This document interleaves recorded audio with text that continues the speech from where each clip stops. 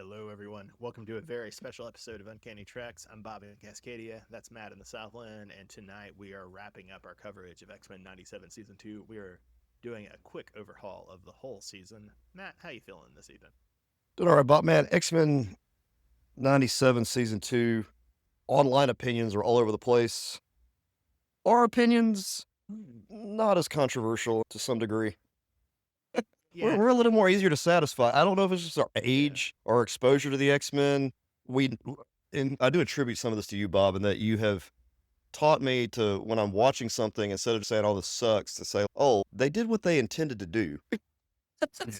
Yeah.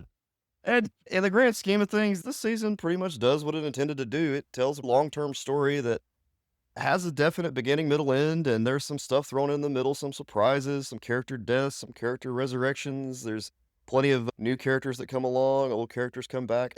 I don't see what the problem was. I get it doesn't have that same nostalgia fuel that the first season of 97 had, where you heard the music the first time and you just went insane. I will say, and this is a quick way to skip ahead and we can come back. That actually, the one moment that super hyped nostalgia fuel, and this is also why this episode is my favorite episode of the season, is the second episode, Force to be Reckoned With, when instead of the X-Men in the opening to that music, it's X-Force. Amazing. That was full-on nostalgia pump, and that's why the second episode, Force to be Reckoned With, is my favorite episode of the season.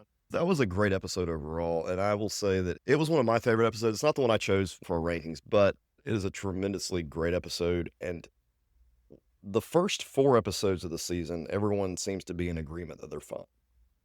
Online, though, everybody says after that, it seems to start to fall apart. I didn't see that as much.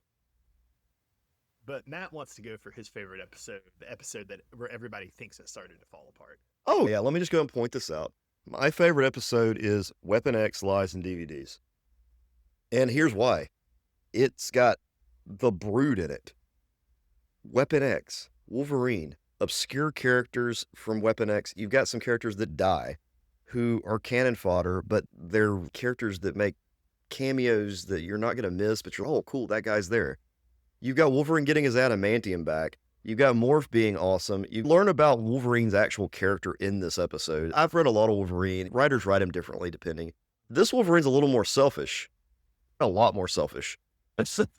I like what they did there. I didn't have a problem with this episode, but people seem to say this is the one that took a nosedive. But if you look back at the original run of X-Men, you had a lot of episodes like that. They focused on a small group of characters, in this case, that episode was Wolverine and Morph. They were the two main ones that you were focused on. If I It can make a works. comparison, we're pretty much we're now down to 15, but with a 15 or 16 person roster, we're basically in Legion of Superheroes territory, right? One of the things that the Legion of Superheroes figured out and was doing long before X-Men and X-Men took up from the Legion is that you can't have all the characters in all the issues, right? You got to have stories that focus on a few of them. You can't have 9 episodes of full team episodes where everyone's involved, everyone has something happen. You have to go off on these tangents. A lot of people just feel like the overall plot was disrupted by that episode, and then it took a second to get back to it. But we needed a hiatus for a moment because there was a lot to process in those first 4 episodes. Especially after having Magneto's really climactic death you need a little bit of room to breathe there. Yeah, no, that's a fair point. That's a fair point. I would say back to your original point about our feelings about the overall season, if you listen to our discussion of the finale, I don't hate the Rogue Gambit plotline this season, but I'm not a huge fan of it. Maybe that's not great for me as a huge Rogue and Gambit fan. I just didn't really love the story that much. That said, I'd say my overall reaction to the season is underwhelmed, but still positive. It didn't maybe fully accomplish what I wanted, but it was still good television. I didn't have a lot of complaints with it. Definitely it's not on the level of season 1, but that had been highly unlikely to be, even if they'd gone in a different direction, right? Yeah. Listeners, I know this is not the best metric, but if I am anxious to watch it and come home and see the show, I'm okay with it. I don't want to wait a day to watch it because I don't want to be spoiled online. So that to me, that's my metric for myself of knowing, okay, this is all right. This is pretty good stuff. Matt's anxious to get home and watch it. I make a point of getting up at 6:30 to watch it before I start working at 7:30. You went through and looked at all the episodes. We have covered every episode of X-Men from actually prior to the X-Men, way, way back to very first episode of 92. We've covered all these. And Yeah, we've how many ranked of them? them. Just the original series. So usually with this, we divide the episodes of the season into the great, the okay, and the dumpster fire. And I wanted to hear where Matt landed with this, but I would put all the episodes in the great except for the premiere, I think. The first part of the premiere was them in the far future with Mother Ascani. I'm not a big fan of Mother Ascani and Cable. I just can't say I think that episode is I, great. Sorry. My guess would be that you would put all the episodes into the great, except for maybe the penultimate episode, just because you feel the way about Chandra that I feel about Mother Ascani. you know what? I don't have that much of a problem with the penultimate episode other than just the gambit. Though I actually was okay with the penultimate episode. I'm going to be putting them all in the great category. You do make a very valid point. Mother Ixani, she's forgettable. I forgot she was in this show. Thank you for reminding me that she was in that episode. That seems like a character we'd need to. This is in a way similar to our coverage of season 1 of X-Men 97, where I think we were similarly divided, where we both thought that basically everything should be in the great, but then we disagreed on the one episode we thought should be in the A. So I went with your preferences in totaling up the numbers for season 1, Okay. but I'm going to go with my preferences for season 2. Sure, So that works. we're going to put 8 episodes of season 2 into the great category, and then we're going to put the premiere into the okay. And so where does that? Do Is that one. do you want to give them the breakdown between the great, the okay, and the Yeah. fire? So we've said out of all the X-Men episodes that we've had 59, okay 35, dumpster fire 12. So And there's only been 12 episodes of the entire X-Men run of the 106 episodes we've watched that we have felt were dumpster fires. So I don't know if that says about us, but we're connoisseurs of the X-Men. all 12 of them are from the original X-Men 92.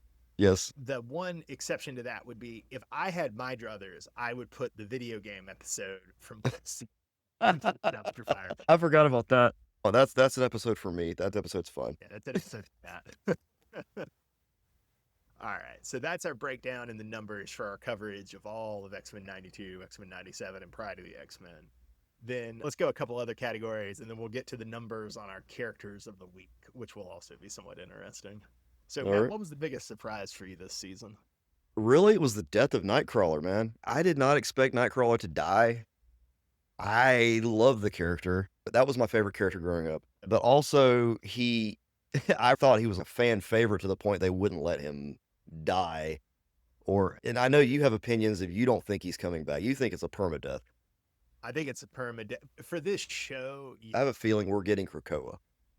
Yeah, that's possible. But although one could argue that even if they get Krakoa, given the nature of Nightcrawler's death, which is ordained for a Celestial, that's a little bit different than back in time or creating a resurrection process. Right? Oh, you think it's got a lock on it? That's probably going to be an episode, Bob, where they realize they can resurrect everybody, except tries to come back, and I can't because I made a sacrifice or something. So he will at least make a cameo. Oh, yeah, you could do an episode where they try to resurrect him. Yes, there you go. Okay, so he'll be back. Just not the way I want it to be. Not Not after we got him in the intro. And I already said this in the finale, and again, I love Nightcrawler too. He's one of my favorites. But I think the difference is that Gambit was in the main cast for 92. Nightcrawler wasn't. I think that's the difference. Yeah, you just can't kill Gambit like that. Yeah, I will say it is funny now to sit here and ponder with it how emotionally traumatic this show has been for you. Of two of your favorites get God and Nightcrawler. Finally gets his image in the intro theme. 2 swords doing the teleporting big Nightcrawler across the screen. Now it's gone. You did get to see a season and a half of Nightcrawler on the X-Men, though, which you would have imagined you would have gotten to see at age 8. Oh, no, we had 2 episodes, I think is what we had in the original run. Yeah. And one of them where he converts Wolverine to Christ. Yeah.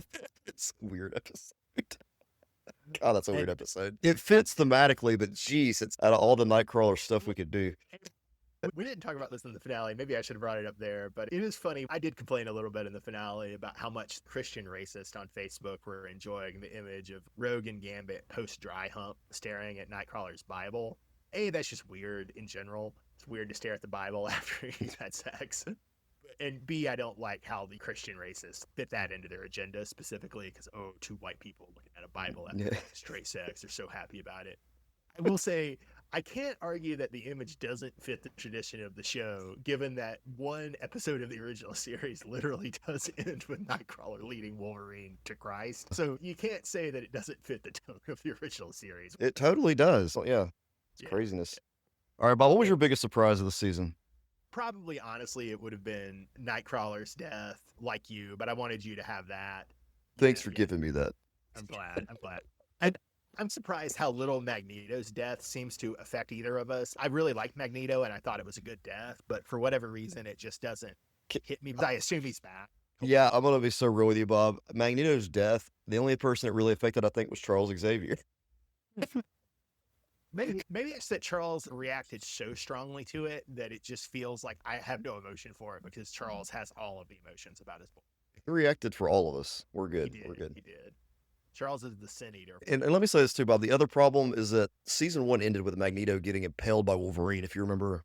And I really thought that was going to be a legit injury. I thought, okay, Magneto, shook that right off. Yeah. here he is in the desert now. You're okay. It's whatever.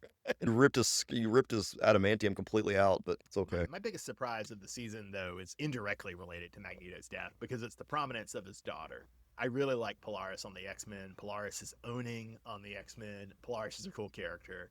I hope that having her in X-Men 97 gives her a similar prominence that being on the original X-Men 92 gave to characters like Jubilee and Gambit, right? I love Polaris. Glad she's doing good. So happy she's so prominent this season. That's my biggest surprise. Well, my favorite character or hero that has developed the most over this season, I think you'll disagree with this, but I'm going with Rogue.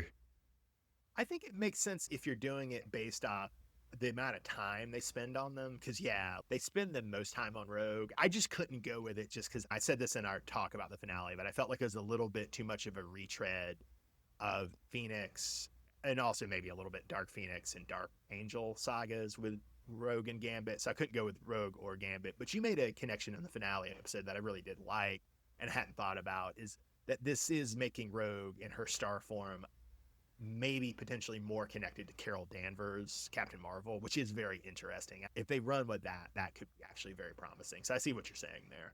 Yeah, I've got this gut feeling that's the direction they will go. Also, of just making that connection, another connection they're making, trying to make with the MCU are the Sentinels. And that, did you notice the Sentinels that the government, the human man ones, had the arc reactor on them? Oh, yeah.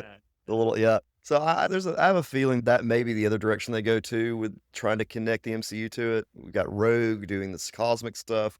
We've got the Sentinels seem to be fitting in with either damage control or arc reactor technology.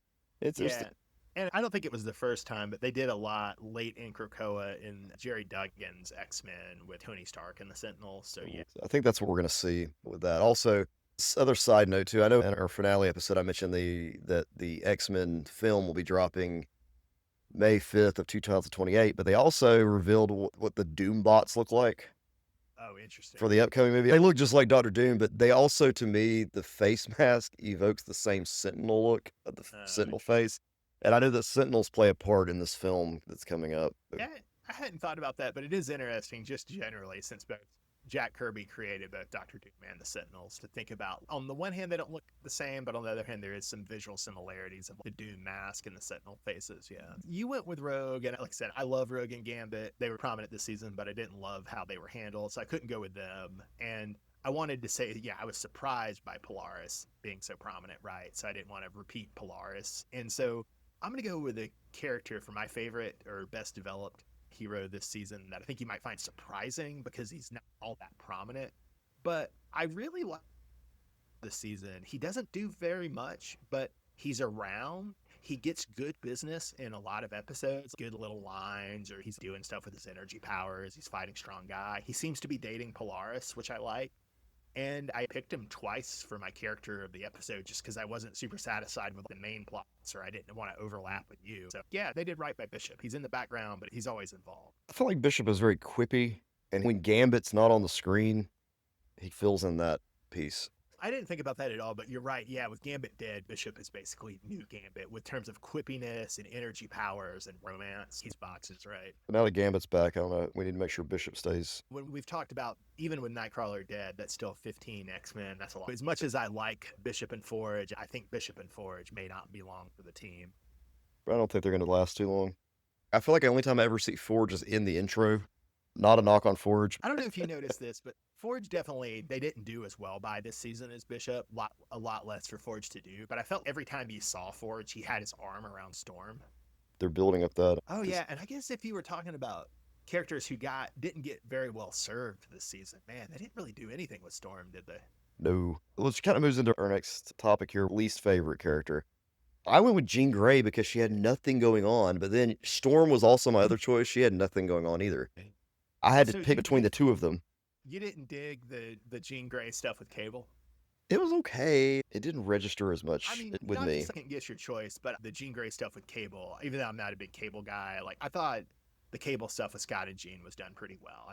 What if you compare it though to season 1 though and everything they did with Jean? They brought her back as such a stronger character. Here we had a lot of repetition with the family dynamic piece. On the one hand, I agree with you, and Jean coming into this in the original show, Jean is the most broken character. Oh, and so they do have to do a lot of work, but I also do feel you do want to rotate focus in the X-Men, which is why I'm glad that Wolverine takes a back seat for both these seasons, right? And it makes sense I think this was a good way to keep Scott and Jean involved with the plot with Cable while not having them dominate the rest of the show. Does that make sense? It does. They were more predominant in the first episodes of the season, whereas I'm talking, if you move forward, you don't see Jean do much of anything later on. I would say you see Storm do even less, though. I can't even remember a scene where Storm... I think you talked me into it, because Jean Grey did have more scenes. Storm has had nothing. I didn't think of Storm initially either. I said Forge for what we already expressed.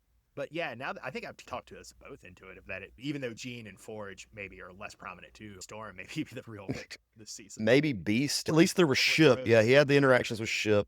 He just solved a lot of the problems still. He gets to be the messenger of Nightcrawler's sacrifice. Storm had a pretty solid part in season 1 of 97, the 2-part episode. Still, you would think she would have something here. Well, who's your favorite villain this season? My favorite villain is going to go to Graydon Creed because he's literally the actual villain we're facing now. See that? I don't know how much more obvious they can make it. And again, just to stress, I love that Graydon Creed is Trump, but I also just want to stress, I love that Robert Kelly is Joe Biden, as useless as Joe. I really celebrate this show for not just going with anti-Trump messaging, but also going for anti-Biden messaging. Should we understand Val Cooper to be Kamala Harris? Maybe Matt actually has the right choice of Graydon Creed. That's the right choice, but I'm going to go with my sentimental favorite of, oh man, I love my boy Omega Red. Oh, I love Omega Red too. I don't know. It's something he's 90s too, with the tentacles and the hair and the Soviet Union. I know it had already fallen by then, but the remnants of the Soviet Union. I figured for least favorite, probably both of us would agree that Kendra should be the least favorite. So I felt like maybe we both needed to go for a set least favorite. So listeners, in case you forget who Kendra was, that is Apocalypse's girlfriend who he gave powers to by giving her some kind of diamond. And then she gets killed by Matt's least favorite villain. Yeah, she gets killed by my least favorite villain, Gambit Apocalypse. You're just a hater of that design, huh? Yeah, I really don't like that design. I had no issue with Gambit as the Horseman of Death. Nothing wrong there. Although I would have liked to see the other Horsemen. That's a whole different argument. But the design of Gambit Apocalypse with the trench coat, this is going to be a very obscure reference, but someone out there is going to get it and they're going to appreciate it. At the very end of Ghostbusters 2, Ray gets possessed by Vigo and becomes Ray Vigo, and it just looks terrible. This is what I imagine. This is the same idea. It just doesn't look good. It just looks terrible. It just looks good. I also can hearken it to when the Joker takes Venom in Batman Arkham Asylum. Just the look of it. There's something off-putting about it. Can I offer a similar, but I think worse example? Sure. What about the Batman Who Laughs? Feelings about you and I have different opinions on Batman Who Laughs. I don't think it's that bad. That would be a whole separate podcast. He also reminds me of the animation from, it's a little too anime inspired as well. It reminds me of the Superman show we're covering. This Gambit design could have easily just been put in the My Adventures with Superman show, and it would fit perfectly. Have you kept up with that show? No, I haven't, but I'm assuming with the cyborg, it probably looks just like Yeah, it. they're going deep into Death of Superman, Reign of Superman. I still don't like the show, but I think there is enough for us to do an episode about the season. Let's do that. I think I watched the first couple of episodes, but I wouldn't mind just finishing it out in one long run. Yeah, the finale's this Sunday, although that could be like weeks down the line because we need to cover Cape Crusader, we need to catch up on Strange New Worlds. Got that Green Lantern show coming out, which maybe we may cover, but we may not. And Yeah. then I still need to peer pressure you to go see the Spider-Man movie. Yeah, it's not working. I was thinking we could cover Spider Noir, and then I watched one episode, and I was like, no, not watching another second of this. I've never seen. I tapped out of Spider Noir after episode 3. I kind of hyped it for Bob, and then episode 2 was not as good as the first one in my opinion, and then it went off. I didn't think episode 1 was good at all. See, and that's where, yeah. I really like Nicolas Cage. I really like Brendan Gleeson. I really like Jack Houston. I'm amazed that a show could have those 3 actors in it and just have no charm. No, it's really something. All right, Matt. Speaking of things I don't like, you don't like Gambit Apocalypse. He's your least favorite villain after Kandra.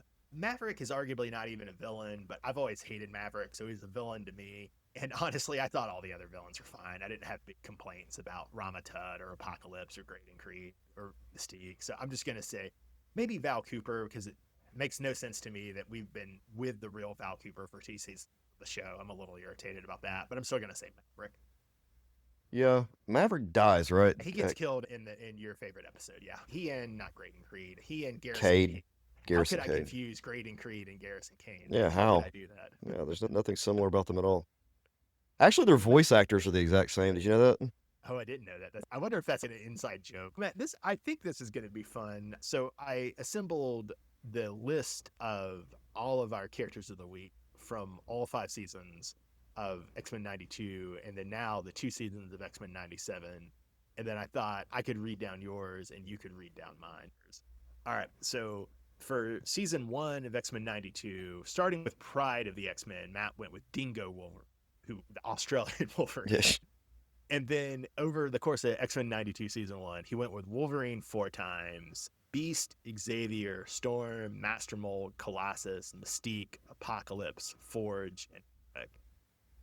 For season 2, Matt went with Morph, Mr. Sinister twice, Storm, Colossus, Wolverine twice, Gambit, Cable twice, Captain Marvel, Graydon Creed, Longshot. For season 3, he went Lady Deathstrike, the Soul Drinker, which I think is that alien entity from the Prelude to the Phoenix Saga. Yes. Peter Corbeau, Banshee, Corsair, Phoenix, Daredevil, Archangel, the Warwolves, Havoc, Beast, Sauron, Emma Frost, Mastermind, Gambit, Jean Grey, Storm twice. Is that Storm's nephew? That's the nephew. He's got super speed. For the finale in season 3, Matt liked the Hulk robot. Yeah, I forgot about the Hulk robot. Yeah, man. For season 4, Matt picked Fabian Cortez every time he could, which was 2 episodes. Fabian Cortez is great. He's such a slime ball. He went with season 4 also Xavier, Morph, Tusk, Brother Nightcrawler twice, Scarlet Spider, Future Forge, Proteus, Wolverine 3 times, the Silver Samurai, Storm, Big A Apocalypse, Archangel, Cable, Mystique. And then for season 5, Matt went with Forge, Cameron Hodge, Beast, Storm, Big Apocalypse, Wolverine twice, Rogue, Mr. Sinister, and Magneto. For season 1 in 97, Matt went with Cyclops, Magneto, twice with Morph, Jubilee, Gambit, Gladiator, Rogue, Bastion, and Wolverine.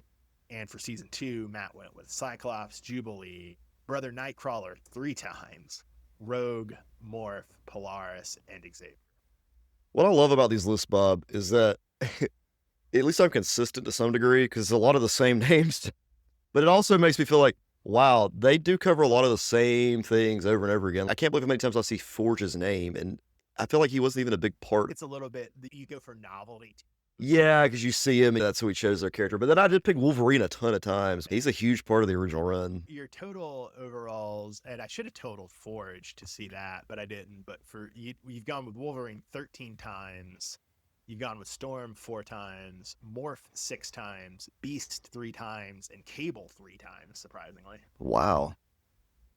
Yeah, okay. I'm not too surprised by Cable because of his predominance. Although, Although I never actually chose him for 97. Wow. yeah, Okay, that's the surprise. I guess Cable is not clicking with me in the 97 as much as he did in the original run. yeah, actually, of these that of your kind of your big ones that I listed out, Wolverine and Morph are the only ones you picked from 97. All of those others are just your 92 totals. Wow. Okay. And I guess I should say the Wolverine being 13, that includes Dingo Wolverine. The X-Men, who arguably shouldn't count. I'm wondering if there's some kind of personality test involved with this, Bob. What do you think? Maybe we should plug this into Myers-Briggs or whatever. Even though I think that's disputed or debunked. What I'll do is I'll just come up with some percentages for what percentage am I Wolverine, Storm, and Morph. All right, Bob. So let's look at your choices. So in season 1, Bob chose Emma Frost, Morph, Wolverine twice, Robert Kelly, Morlock Tommy Bob, Gambit twice, Juggernaut, Rogue twice, Bishop twice, and Magneto. Okay, if season 1, Bob, I've got to look up Morlock Tommy. I don't remember who that is, but we'll figure it out. All right. Season 2, you chose Morph twice, Beast, Omega Red, Puck, Rogue twice, Bishop twice, Beast, Spiral, Zabu, who is the saber-tooth tiger, right? Kazar. Yes. Kazar, yeah. Sor and Sauron. All right. Season 3, you went with Lady Deathstrike, Wolverine, Gambit, Banshee, Black Tom, Hepzibah, who is the female Starjammer. The skunk who's the girlfriend of Corsair. I gotcha. Gladiator, Purple Man. Oh yeah, Purple Man was on the show. Oh, jeez, I forgot about that. Apocalypse's ship. Oh, Bob, there you go. Yeah. Ship was in season 3. Yeah, that's helpful that we. Jubilee, Polaris, Sauron, Storm twice, Dazzler, Emma Frost, Dark Phoenix, Beast, Rogue twice, and Omega Red. You're extremely consistent with Omega Red. I love Omega Red. If it's an Omega Red stinger, I'm probably picking him. All right, season 4, Amelia Vogt, Rogue 3 times, Storm, Morph, Tusk, Brother Nightcrawler, Polaris, Trevor Fitzroy, who is underrated, Myra McTaggart, Quicksilver, Silver Samurai, Beast, Jean Grey, Big Apocalypse, Cyclops, Psylocke, the First Horseman, and Mystique. And then in season 5, Bob went with Cameron Hodge, Banshee, Death times 2, Fabian Cortez, Gambit, Captain America, Husk, Sinister, and Sunfire. Okay, seeing Death here, Bob, makes me wonder if maybe they didn't go back to the well with the Horsemen of the Apocalypse because we already saw them in season 5. Yeah, I was pretty sure that was Death of Apocalypse's Horsemen, but I didn't know if maybe I just picked the abstract concept of death. No, I'm pretty sure that's got to be the Horsemen of Apocalypse. That was season 5. That's right. Okay, X-Men 97 season 1, Bob. You went with Jean Grey, Magneto, the Goblin Queen, Forge, Gambit, Storm, Nightcrawler, and with Rogue 3 times. So you obviously loved Rogue in season 1. Overall, Matt, Wolverine 13. I've gone Rogue 13 times. And I would just say it's illustrative that I went with Rogue 13 times, but not a single time in season 2. I think that kind of shows my opinions about Rogue and Gambit in season 2. And it also says something about our personalities, Bob, because I liked Rogue as a great character in season 2. And I never chose her in any of the other seasons. So apparently I like poorly written. I like what Bob considers poorly written Rogue. I don't know. It's not that it's poorly written. It's just that to me, it's too similar to Gene. It treads too closely to other stories. Yeah. Next 97, Bob, you've got Forge, Psylocke, Magneto, Bishop times 2, Wolverine, Colossus, Belladonna, and then Strong Guy. So, Bob, you're more varied in your choices than I am, which I'll give you that. I seem to be more consistent with mine. I also want to give season 2 props for making me pick Colossus for an episode. In part, that was just because I liked Colossus's ideological position, but I'm not a big Colossus guy. And so for the show to get me to pick Colossus, maybe it shows that it's weak in other areas, but at least it's doing Colossus well. That's pretty impressive too, Bob, considering the last 2 episodes, Colossus was relegated to watching the kids at the mansion. See, that's why they had to kill Nightcrawler, is Colossus is now going to replace Nightcrawler. Important X-Men who never joined. He's going to have a season run, then they're going to kill him dramatically in early season 4 or something. They're going to have some episode of Colossus as a nanny or something like that. It's going to be fun. All right. I do hope they have a plot, though, where magic gets resurrected. I really want to see more magic. And you're going to see, Bob, that's what I'm saying. You're going to see a Krakoa where all these people who are assumed dead are going to come back to life. It will happen. It'll be either season 3 or season 4. You will see magic. Any other predictions for season 3 you want to make? I'm assuming that Graydon Creed and X Factor are going to keep getting built up with the Mystique at the helm. And expand the X Factor roster. That could be an interesting way to get new characters in. Matt, before we sign off, I just thought I would update you where I'm thinking my all-time superhero cartoon rankings are, and feel free to carp or give your own version.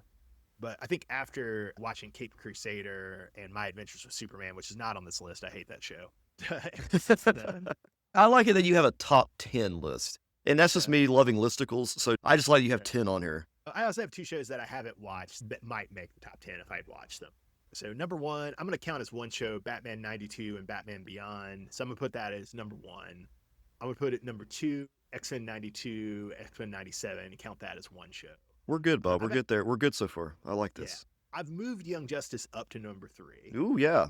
I like that. And then I've moved Justice League and Justice League Unlimited up to number four, counting that as one show. That's moved good. Cape Crusader down a couple spots, even though I really liked season two and I liked it more than the internet. I think with more perspective, I saw that I didn't think Cape Crusader did as much as either Young Justice or JLU. And when I was just ranking Cape Crusader season one, it was all potential.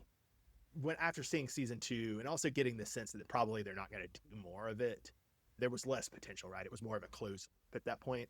Crusaders at number five. You haven't finished Cape Crusader yet. I haven't. We're probably going to cover it for the podcast. Next week is the goal. We'll see. So I haven't finished it yet, but I'm about to. I think I've got 2 episodes left. Then we'll probably record 2 separate episodes on it. Although I am slightly questioning your placement on this list. You would do higher or lower? Oh, lower for sure. Okay. But I still think it's never done anything as wacky as what Spider-Man 94 late in its run. If you count that awful show, Spider-Man Unlimited, that was in the 6th season, that would knock Spider-Man. Oh, no, that would destroy it, Bob. You can't do that. It's not the same cartoon. Yeah. Number 7, Superman 96. I love that show. Number 8, Legion of Superheroes. It's a good show. Very good show. Yeah. Number 9, Static Shock. I have not watched all of Static Shock, and I need to. I need to get on that. I've watched a couple episodes. I do need to warn you, Static Shock is way more uneven than any of these other shows. Each season has a couple of real wretched episodes. Oh, okay. But good Static Shock is still really good. Then number 10, Silver Surfer is a great show. I love that show. I would totally watch that one again. That was the one that came out in the 90s, right?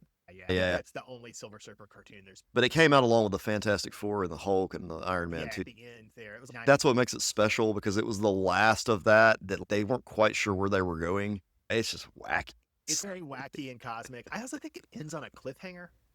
I haven't seen the 2010 Avengers, which people really like, and I haven't seen Invincible. I want to read at least some of the comics before I actually watch Invincible, and I'm not sure what I'm in the comics, but those are the 2 shows that might make the list if I'd actually seen. Okay, so I want to ask you something, Bob, and this is just a preference, and this is a conversation we've had off radio or whatever before, but when it comes to superhero comics and superhero cartoons, these are all cartoons based on DC and Marvel properties.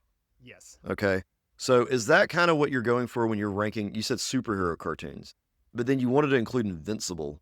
Who made that? That's Image. That's Image. But you would not include Teenage Mutant Ninja Turtles ever, would you?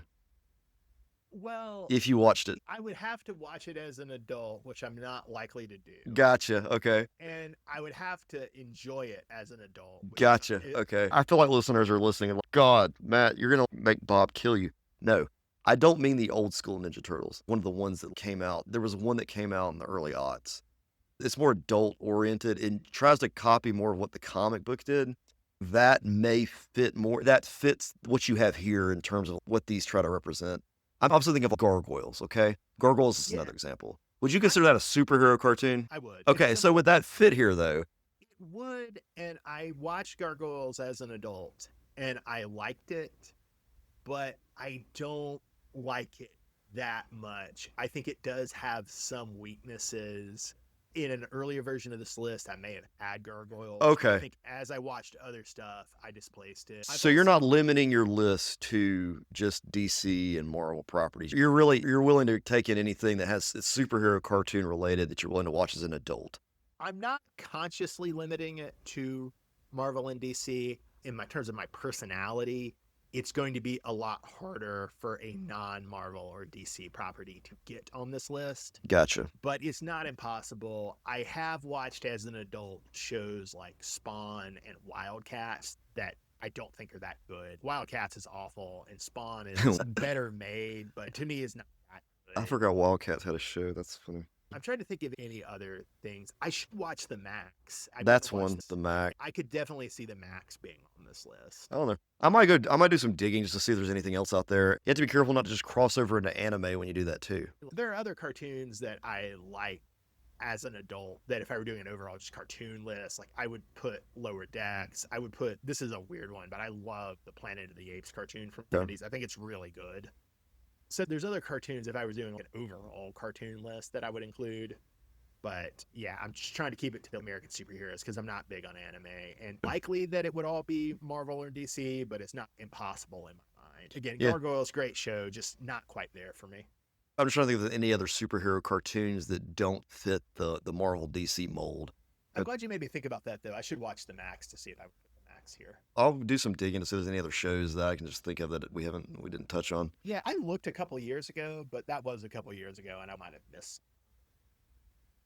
There's this comic that came out not too long called The Last Ronin, where it's essentially the turtles in the future. It was actually pretty good.